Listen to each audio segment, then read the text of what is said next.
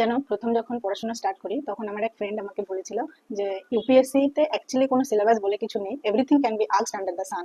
তো ভয় পেয়ে যাওয়ার মতোই কথা, বাট কথাটা আংশিক সত্য হলেও সম্পূর্ণরূপে নয়, কারণ অবশ্যই এটারও একটা সিলেবাস আছে, কি পড়তে হবে সেটার ওয়েবসাইটে ক্লিয়ারলি মেনশন করে দিয়েছে। কিন্তু একটু স্মার্টলি কাজ করতে হবে, শুধু হার্ড ওয়ার্ক করলে হবে না, you have to do smart work also. তো এই জন্য পড়াশোনা শুরু করার আগে আমি বলবো যে মোটামুটি একটা আইডিয়া নিয়ে নেওয়া যাক যে সিলেবাস কি হতে পারে। আজকে কথা বলবো যে পরবর্তী কয়েক মাসে আমরা ইউপিএসসি প্রিপারেশন যখন স্টার্ট করছি 2026 এর জন্য, তো সেক্ষেত্রে অ্যাট ফার্স্ট কোন কোন সাবজেক্টগুলো আমরা কমপ্লিট করবো, যেটা আমাদের পুরো সিলেবাসের একটা বিশাল বড় অংশকে কভার করবে। But before starting, let me introduce myself. I am Swati, your study partner, and welcome you all to this channel. তো চলো, প্রথমে বলবো স্ট্যাটিক আর কারেন্ট অ্যাফেয়ার্স দুটোকে তোমাকে রিলেট করে চলতে হবে। স্ট্যাটিক সাবজেক্ট থেকে ইউপিএসসি সেই সব জায়গা থেকে প্রশ্ন করতে বেশি পছন্দ করে যেগুলোর সঙ্গে রিলেটেড নিউজে কিছু এসেছে প্রেজেন্ট টাইমে। মানে কারেন্ট অ্যাফেয়ার্সে যে টপিকগুলো তুমি পাবে সেইগুলো স্ট্যাটিকের যে পোর্শনের সঙ্গে রিলেট করছে সেখান থেকে বেশি কোশ্চেন আসার সম্ভাবনা থাকে। তো এই জন্য তোমাকে স্ট্যাটিক পোর্শনের একটা ওভারঅল ধারণা রাখতে হবে এবং কারেন্ট অ্যাফেয়ার্সকে তার সঙ্গে রিলেট করতে হবে, আর প্রিভিয়াস ইয়ার্স কোশ্চেন দেখতে হবে। এটাই তোমাকে দিক নির্দেশনা দেবে যে কোনটাকে তোমাকে ছাড়তে হবে আর কোনটাকে বেশি জোর দিয়ে পড়তে হবে। ঠিক আছে? তো প্রথমত আমরা সেই সব সাবজেক্টগুলোই প্রথমে ক্লিয়ার করব যেগুলো প্রিলিমস এবং মেন্স দুটোর ক্ষেত্রেই আমাদেরকে সাহায্য করবে কোশ্চেন সলভ করতে।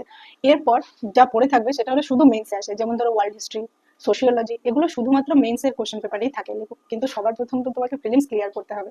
তো সেই জন্য আমরা পুরো সিলেবাসটাকে ডিকোড করে সেই টপিকগুলোকে আগে আইডেন্টিফাই করি, যেখান থেকে প্রিলিমস আর মেন্স দুটোই আমাদের ক্লিয়ার করতে সাহায্য করবে।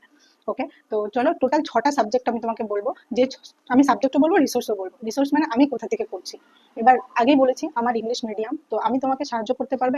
প্রত্যেকটা টপিক নিয়েই আমরা কথা বলবো, কিন্তু ডিসকাশন বাংলায় হলেও কি টার্মস অ্যান্ড মেইন যে নেমগুলো সেগুলো কিন্তু ইংলিশে হবে, এটুকু ছাড় আমাকে দিতে হবে, কারণ আমি পুরো প্রিপারেশনটা ইংলিশে করেছি, সবকিছু শব্দার্থ করে বলা সম্ভব নয়। অ্যান্ড আমি আশা করি যারা এই পরীক্ষা দিতে এলিজিবল তারা তো সবাই গ্রাজুয়েট, তো এটুকু ইংলিশ সবাই বুঝবে, এটা আশা করা যেতেই পারে, কারণ তুমি ক্লাস 1 থেকে ইংলিশ পড়ছো।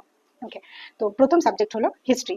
হিস্ট্রির মধ্যে আমাদের 4টে ভাগে ডিভিশন করে পড়তে হবে। ওয়ার্ল্ড হিস্ট্রিটা শুধু মেন্সে আছে, তো ওটাকে স্কিপ করছি এই মুহূর্তে, ওটা পরে করবো, আগে এগুলোকে কমপ্লিট করি। সেটা হলো 4টে ভাগে ডিভাইড করছি: modern, medieval, ancient and art and culture.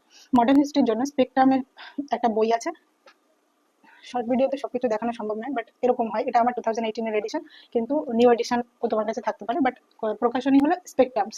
নাম হলো brief history of modern India by Rajiv Ahir. তো এটা হলো মডার্ন হিস্ট্রির জন্য। দিস ইজ এনাফ যদি তুমি সম্পূর্ণরূপে বইটাকে পড়ো। এবং হ্যাঁ, এটা বলতে হবে না তুমি সিলেক্টিভ হতে পারবে, we will talk about it later. Just এখন আমি সাবজেক্ট আর তার রিসোর্স বলে যাচ্ছি। মিডিয়াভেল অ্যান্ড অ্যানসিয়েন্ট ইন্ডিয়ার জন্য আমি ঘটনা চক্রা বলে বই আসে, এটা ইংলিশ ভার্সনটা আমি ব্যবহার করেছি। আর্ট অ্যান্ড কালচারের জন্য শুধু 11th এনসিইআরটি ব্যবহার করেছি উইথ কারেন্ট অ্যাফেয়ার্স। কারেন্ট অ্যাফেয়ার্সে যে কোনো কোচিং সেন্টারের ম্যাগাজিন তুমি দেখবে মান্থলি বা ডেইলি, তো যে